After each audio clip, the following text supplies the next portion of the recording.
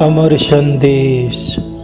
मजहबों के बाहरी फर्क इंसान के बनाए हुए हैं। जिस प्रकार शरीर के रोग मनुष्य को बेकार कर देते हैं, इसी प्रकार जीवात्मा को लगी बीमारियां उसे पशु से भी निकृष्ट बना देती हैं और इंसान के खून का प्यासा हो जाता है। वे रोग स्वार्थ, अज्ञान और दरिंदगी के होते हैं, जिसमें फंसकर मनुष्य की दुर्दशा तय हो जाती है। जब किसी धर्म के अंदर पवित्र आत्माएं आती हैं, वे सही सिखाती हैं,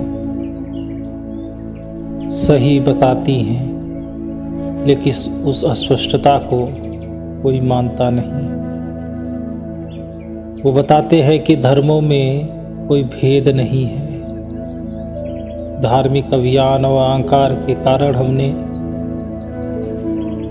जो पाना था वो खो दिया है और हमारे अंदर भ्रम पैदा हो गया है।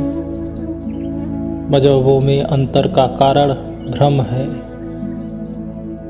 जिससे स्वार्थ, अभिमान और धार्मिक संकीर्णता रूपी बिच्छू मनुष्य को डंक मार मार कर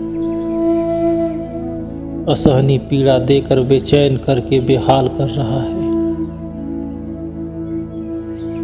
कुफ्र और इस्लाम। एक फकीर समझाते हैं कि कुफ्र और इस्लाम दोनों के अंदर एक ही हकीकत जालवार्ग है।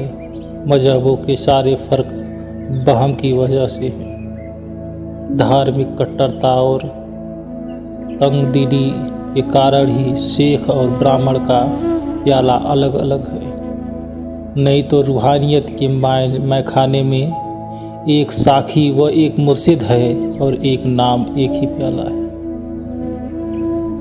संत महात्मा हमेशा बताते हैं कि सबका पिता वाहे गुरु अकाल पुरुष एक है। वह रब उल आमीन सारे संसार का मालिक है, किसी खाक जाति का या धर्म का नहीं है। यह सब मनुष्य एक समान है।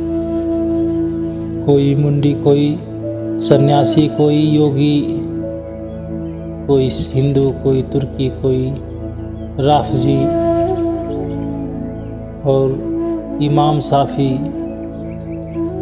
अलग अलग लोग कहते हैं, लेकिन सबका मानव जाति एक है। कर्ता और करीब एक ही है। जो रोशनी देता है वो सबको देता है, जो हवा देता है वो सबको देता है।